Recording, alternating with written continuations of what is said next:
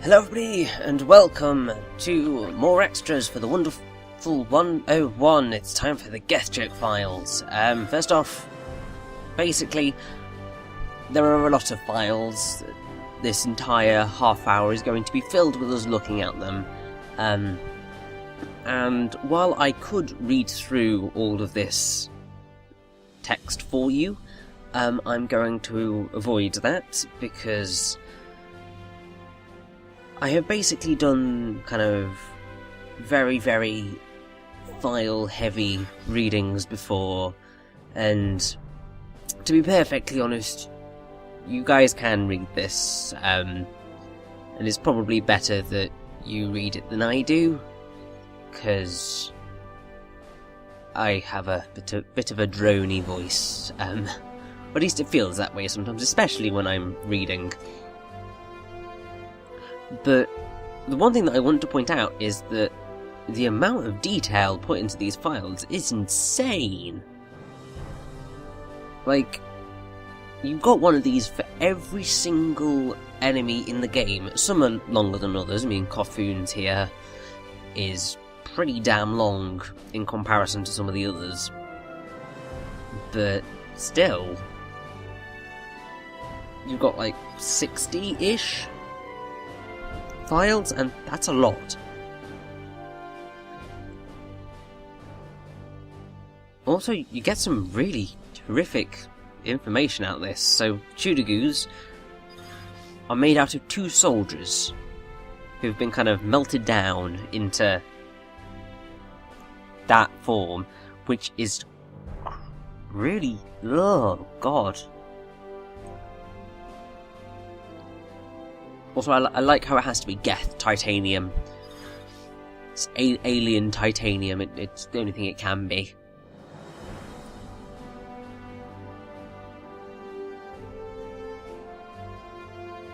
Now, another thing that these files do, which is quite cool, is sometimes they give you hints as to how to effectively kill off the opponent. I think the Magang file has something to that effect, but also the gacha thing here is terrifying with the prospect of what it states. The containment area is made with transparent glass, the better to humiliate its cargo. It's like, wow.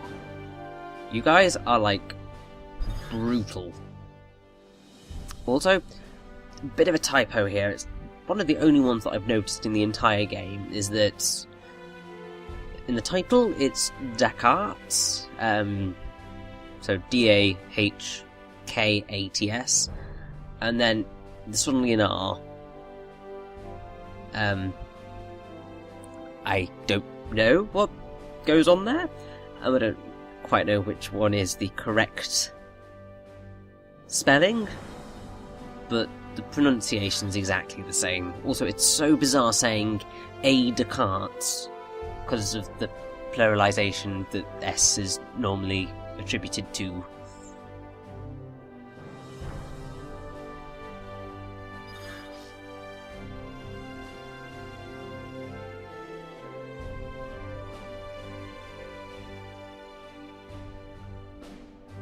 Once again, I would also say, kind of, that going back to the amount of detail filled within these holes of the Wonderful 101, it just goes to show how much thought and kind of attention to detail has gone into creating this world by Hideki Kamiya and the team at Platinum. It was exactly the same with Bayonetta, because you had all of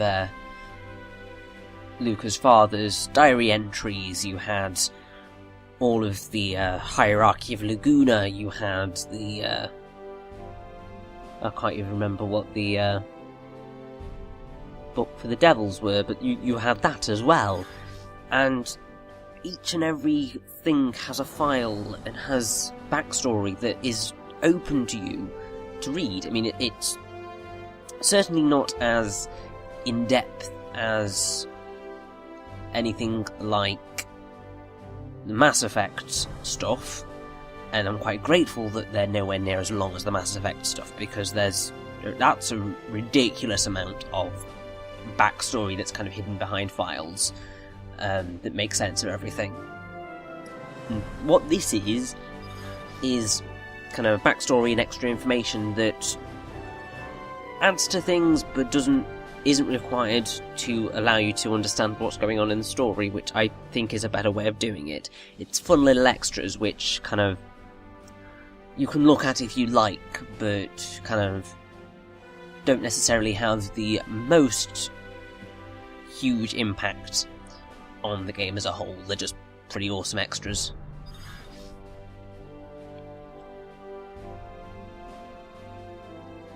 Ah, the Mazer. It's so awesome. Also, I have no idea what Ori Halson is, because it kind of sounds like something along the lines of Orichalcum, and Halcyon, but I have no idea. Also, 200 times the speed of light. That's insane. Like, we can break the sound barrier, but there is no way that at present we can break the speed of light. I mean, I guess that's kind of the next thing in terms of massive travel, is trying to break that barrier, but I think you'd probably maybe die if you broke the speed of light.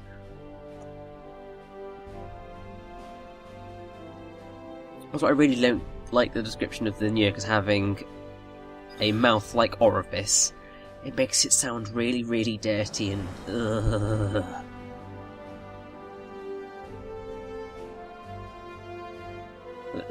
oh gosh.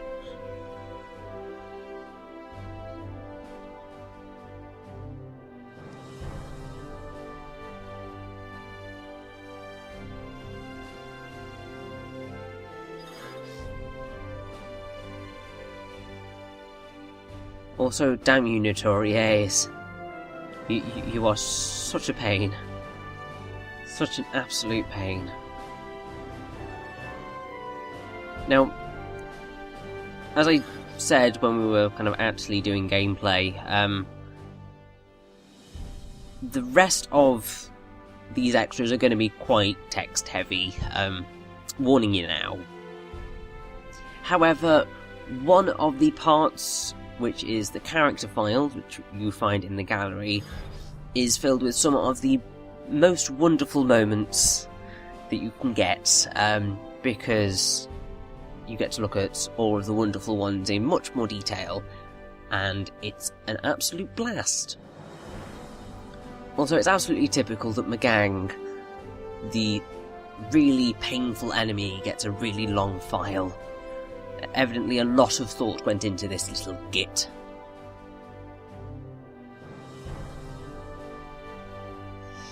Indeed, there are no other creatures that can come close to the supremacy it holds over its natural habitat. Yes, here's the mention of the Magang's tail. I've never been able to pull that off. Always have to resort to Hammer, really, but Hammer gets the job done quite nicely, so you're kind of sorted.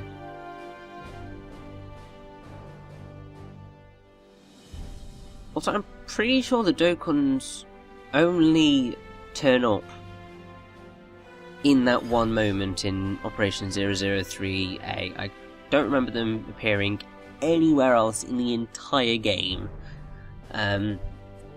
It's kind of like the floating head enemy that only turns up at that one moment in Operation 009.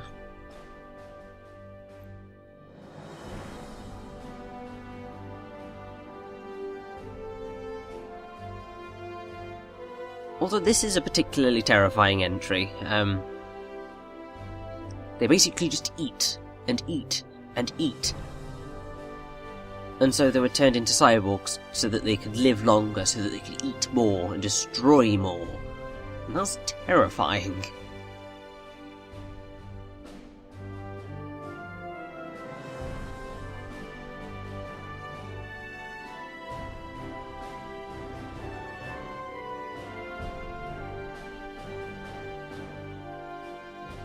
be perfectly honest, the Geathjerk files in particular kind of remind me of the Pokédex.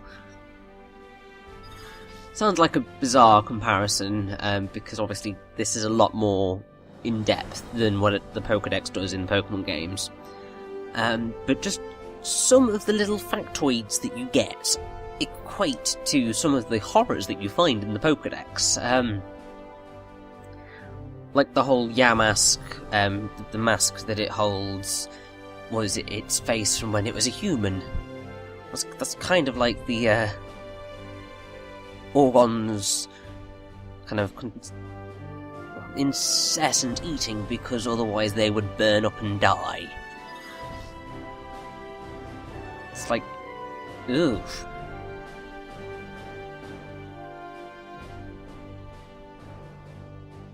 Also, I thought that thing had a slightly different name. I mean, Direxum. Ugh. The typos are bizarre. It's something that you don't see in the rest of the game, because I mean I didn't spot any typos during the main story, and I don't think I spotted any at all in Bayonetta, but evidently there were just a few here that slipped through the cracks. I think mostly because they were called slightly different things in Japan, as you will see when we get to the concept art. Because things like the Geathjerk was spelled differently. So kind of having Direxum and Direxon and Dakarts and Dakarts, well, Dakats and Dakarts, understandable as to how it happened.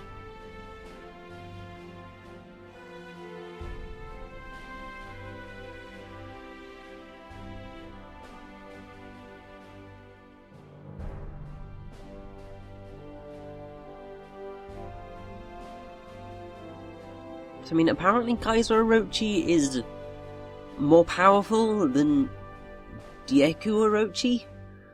I don't quite believe that. If only because they go down so much quicker than the original Dieku Orochi. But still, that might just be because Lambo made it a cyborg to improve it.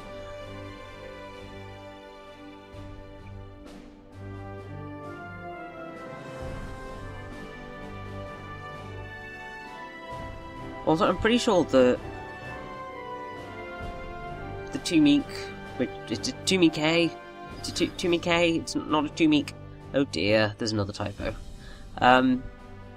Pretty sure that it has a similar thing to the Golem and Jammy in that they learn from their opponent. Pretty sure that's the case, but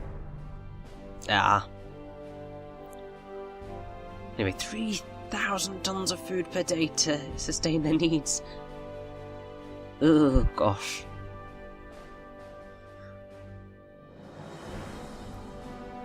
A kiloton TNT explosion. Whew. It's almost as sustainable as a cockroach. I mean, the thing that'd be even worse would be crying baby cockroaches. Ugh, truly terrible. I still love that got referenced in this game. Just pretty much all of the Platinum references just made me very, very happy. I'd say they're probably a lot more open than they were in Bayonetta. I mean, come on, they used the logo in-game, but in the grand scheme of things, the ones here were particularly fulfilling. And I really hope that Platinum go on to keep doing that, because it makes you feel like part of the team, almost. Although there's the Gunchu, who only gets used the once. That's something that I really like about in-jokes and references, is that kind of, when you get them, it makes you feel included. And that's a really nice feeling.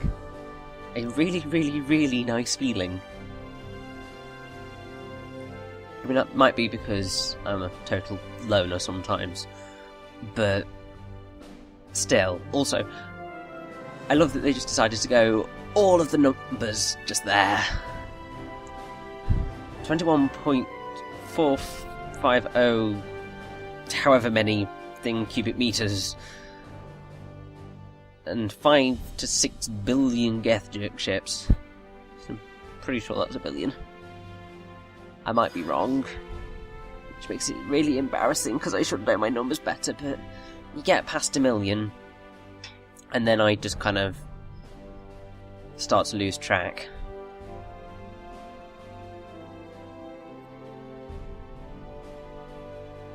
Also, I believe we're getting into the bosses now. Actually, no, we're nowhere near the bosses. We're only in 36, and it goes up to like 60. Actually, no, it only goes up to 55. Tell a lie, it is 55, I think. But this is all of the Geathjerk files in the game, so even if I didn't show off everything, like finding them, I think I did, but I'm not sure, but this is every Geathjerk file in the game, so you're not missing out. You'll just have to try and find it yourself if I missed showing you where one was located. Or, you know, look it up. Also, this is a very interesting factoid that Lambo has raised Geathjerk since birth and succeeded in taming it due to the effects of imprinting. And also 40% of its body was replaced with cyborg parts. That thing that kind of Lambo raised Geathjerk Orochi is just quite cool. Because it adds a bit more personality to the giant dragon monster thing.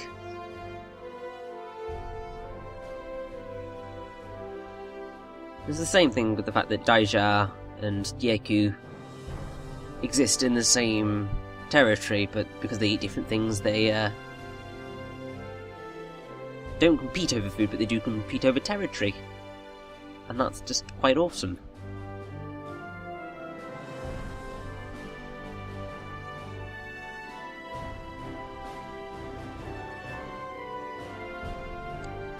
Also, Geathjerk class armoured assault mothership is quite cool. I have no idea how they came up with Geathjerk. But that's just a pretty awesome thing.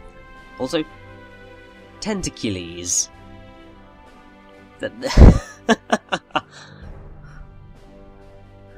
Tentacle and Hercules combined together. That's quite clever.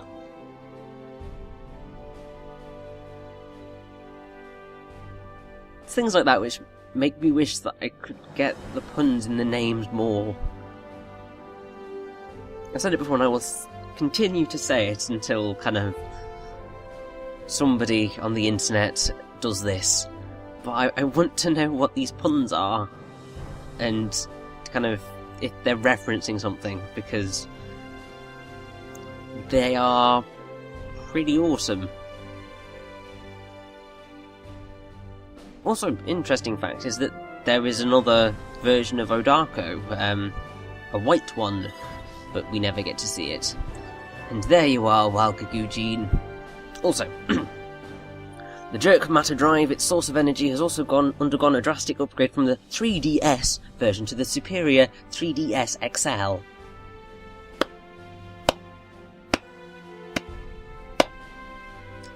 That is my response.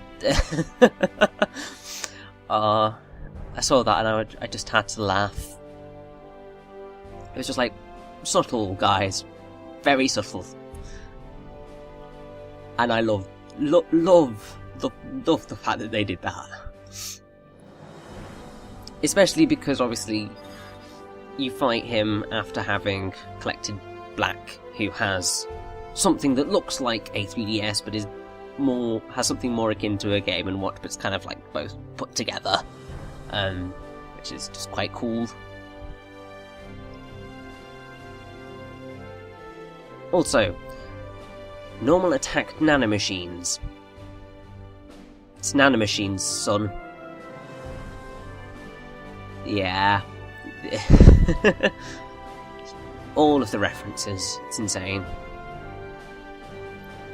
And this is the bit about Vikey which is interesting because of the trial and error thing, which is the tank-sized giant organisms and other things. That's what we faced when we were in Operation 009B. Yeah, that was what we were facing. It was kind of failed versions of Vikey.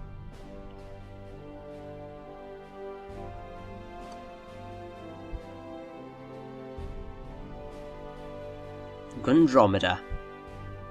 Well done, guys. Nice little reference to Andromeda there.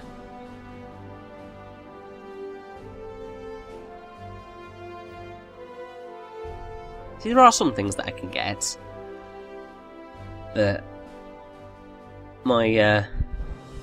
unfortunately my knowledge of space and also Japanese is poor.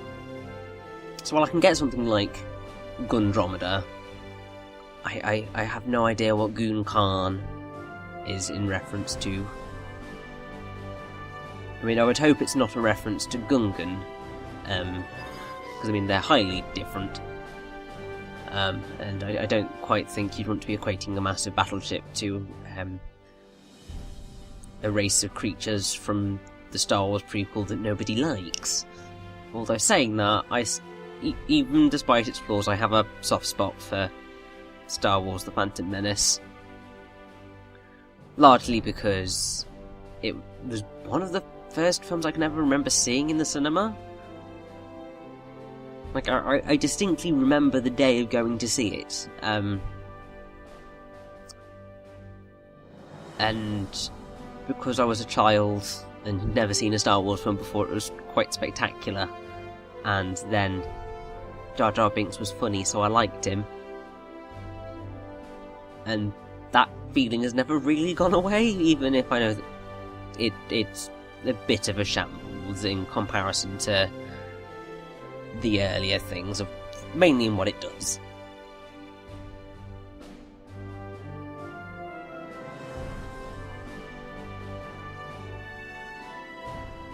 But still, from all of this, you should be realising that Gimmy's bloody insane. Like, just the amount of stuff that he's got going on in his head is insane.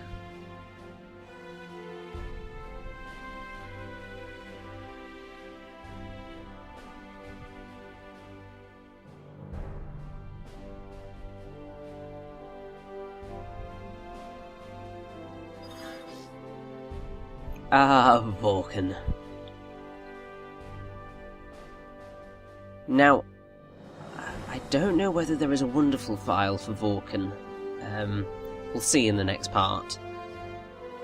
But it's always quite cool to see Vulcan's things. Also, the fact that he's got a little partner called V-Star, which you can just see there. You don't really spot him during the game itself. I mean, I don't think I saw him at all. But it's another nice little parallel.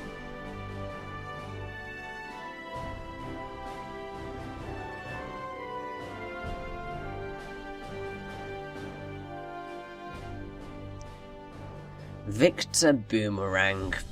Nice.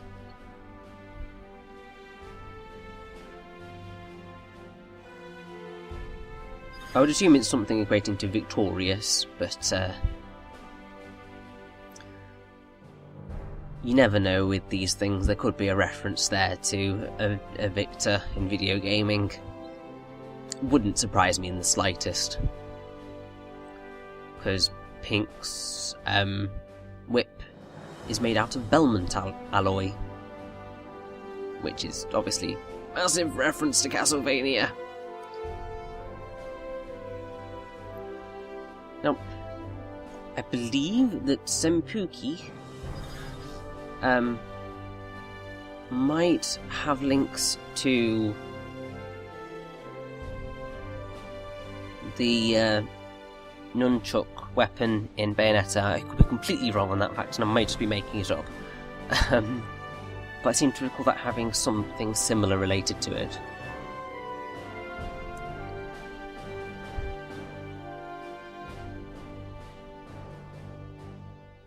Well, that's bad. One is glowing red balls on the side of his head are coloured wrong in that picture. Oh dear, why am I noticing all these flaws? I shouldn't be doing this. No! Game, stop making me pick fault with you. It's not something I want to do. Especially when I will quite happily tear certain games a new one for cocking things up. Like, I am terrified of the day when I eventually play Phoenix Wright Ace Attorney Dual Destinies, because that game's got a lot of typos in it, and that's going to drive me completely insane. But we'll leave that be for the time being, and continue with the Geathjerk files. We're nearly there. We've only got 5, 6 more to go after we've finished with Walther here. And I hope you have been reading these, because they are all very interesting. I mean, it's probably going to be weird conversation, because me talking, not reading, and so on and so forth. But also, something that's very interesting here is that Hyorga assassinated the key leadership of Rulo. So Vorkon got his revenge. Also, I love, or was, as Vorkon took care of him before he ever had a chance to appear in this game. Oh dear. Nice fourth wall break. Very, very, very nice fourth wall break. I don't know how he is literally now just associated with his tomb and his gravestone. I mean, his footprint is the tombstone and the orange/apple in front of him.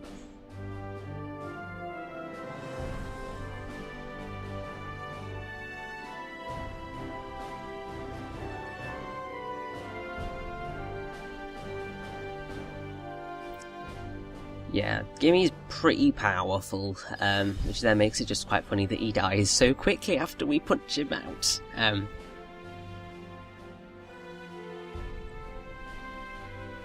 now we get to Jerginga, who kind of pretty much bringing back the idea of, in a way, Jerginga kind of causes what happens in the future.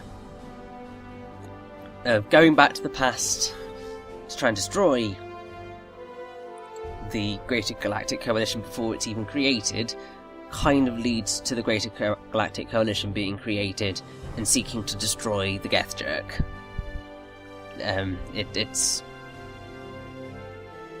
It's how it happens. Or at least that's what I would assume. I mean, there's always the possibility that Jerginga was lying, but why would a robot lie?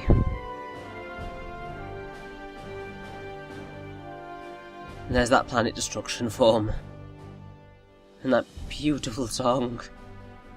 I will keep going on about that song until the cows come home, because I am in love with that song, ridiculously so.